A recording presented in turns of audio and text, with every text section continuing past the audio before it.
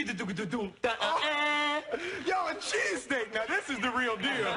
This one's tight meat. It is the prelim headliner, and it's a banger. We got Phil Rowe, a.k.a. the Fresh Prince, coming in as a plus 135 dog against Neil Magny, my boy, minus 165. And I'm always repping Neil Magny. I think that he is always perpetually disrespected by UFC fans because this guy always picks up wins. He's a poster boy for longevity, and he's never in fights where he's just getting absolutely smoked, except that the last time we saw him against Gilbert Burns, where Gilbert came in just angry. He took him down. He kept Neil down. And he submitted him in like 4 minutes. But before that, Neil Magny was on a nice little streak. He had won 3 of 4 against pretty tough guys too, right? Jeff Neal he beat. Max Griffin he beat in what was a very close and controversial split decision. And then he also finished D-Rod, which was kind of light work, and earned him Performance of the Night. So everything was clicking for Neil Magny.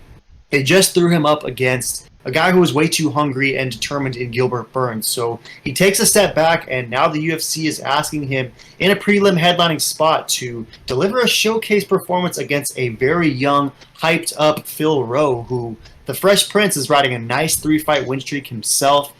Most recently, he just took out the hybrid Nico Price, and he was able to finish him with relative ease. And Nico Price kind of has been getting finished a lot lately, so you can factor that in. But Phil Rowe looks nice. His shots were precise. He was landing very heavy strikes on Nico Price and put him out in the second round. And before that, he took out Jason Witt, who is not great. And then he beat Orion Kosei, who is even worse. But nonetheless, Phil Rowe has been getting better and better each fight. And one thing that I think is interesting about this matchup meet is Neil Magny's always able to use his length. He's able to use his height to his advantage. He's always the biggest welterweight out there, but Phil Rowe is going to come in with the exact same reach. He's going to be the exact same size, and he might even just be a quicker, faster, and 3 years younger version of the Haitian sensation Neil Magny. So what are your thoughts on this one? Is Neil Magny just going to shut the door on the Fresh Prince and really determine himself as the levels of all levels test, and Phil Rowe isn't ready for this level? Or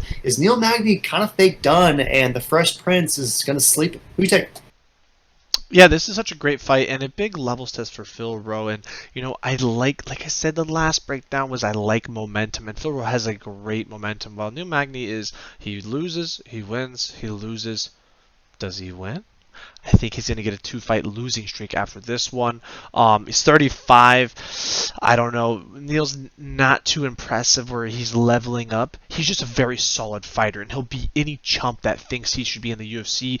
Neil Magny's the guy to test you and demolish you and put you back into BKFC, because Neil is a legit fighter, but I don't ever see him leveling up. While Phil Rowe, he just seems to be getting sharper, better, faster, stronger every time I watch him. And this is such a similar style, like similar, length, height, strength, size, and everything. I'm really surprised to see Neil being, a slight favorite at minus 150. I would have soon have been, an even minus 110 for each guys or something. But I gotta go Phil Rowe. I like the upset. I like the odds that I'm seeing, and it might be the last odds we see for Phil Rowe where he is a underdog. Yeah, I too was surprised by the odds. I thought it would be closer to it, Pick'em, and I was also surprised by the discrepancy over at Tapology, where 78% is rolling with Neil Magny. It's basically all beige, so no surprise there. Magny usually wins decisions, and of the 22 that is rolling with Rowe, it's basically all brown for that KO. I want to talk about that, though, and focus on that specifically, because Neil Magny historically is a very difficult guy to put out with strikes. He hasn't been slept since Ponzinibbio was able to do it way back in 2018. And when Neil Magny loses, he is usually getting submitted, or he dropped that one decision to Chiesa. So are you at all surprised by all of the KO backers for Phil Rowe? Or has Phil Rowe really just improved his stand-up that tremendously to where, even though Magny rarely gets slept, Rowe's going to be the one to do it? Yeah, if Neil Magny gets slept, I will be really on the Phil Rowe train, to be honest, because Magny's tough as it comes. But if anyone can do it, it can be the Fresh Prince. So I'm surprised to see everyone saying Rowe wins by KO, because Neil is one tough son of a gun. I think he could win by KO, but I think it's more likely going to be a decision fight.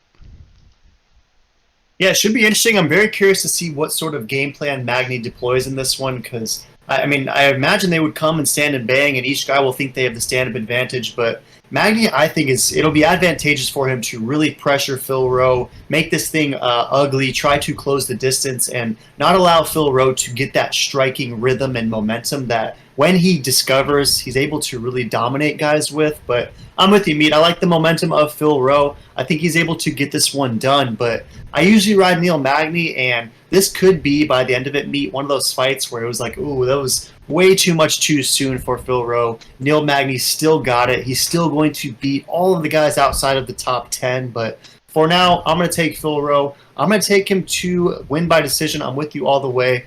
And I don't know, plus 135 seems kind of juicy, but could also be fake trap-like. We'll have to see with you, though, Meat. Going Phil Rowe. Any last thoughts? No, throw in the comments who you taking the Fresh Prince or Neil Magny.